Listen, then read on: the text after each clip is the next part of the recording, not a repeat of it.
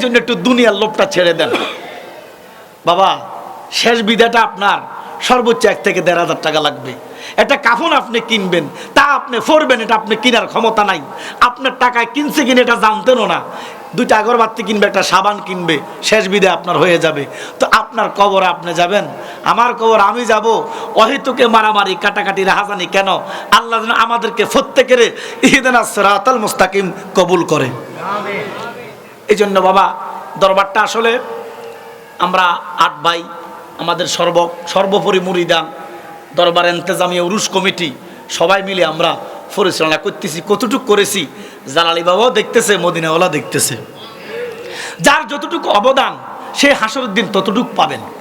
এখন এই যে দরবারের জন্য দেখেন, আসলে এই যে খায়ের ভাই বলে গেল 10 লাখ টাকা এখনো কি আছে, ঘাটতি আছে।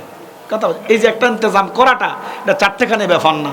এটা আপনারা তো হয়তো কেউ 1,000 টাকা দিয়ে গেছেন গা, কেউ 2,000 টাকা দিয়ে গেছেন গা, কেউ 5,000 টাকা দিচ্ছেন, এভাবে দিচ্ছেন না এমন না, কিন্তু বিশাল একটা অ্যামাউন্ট, প্রায় 50 লক্ষ টাকার মতো খরচ।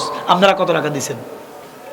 এই জন্য উরুস তো সালায় মুরিদান, দরবার তো সালায় মুরিদান। তো আপনারা যদি 1 কদম দেন, আমরা আপনাদের জন্য 10 কদম দিতে রাজি আছি না?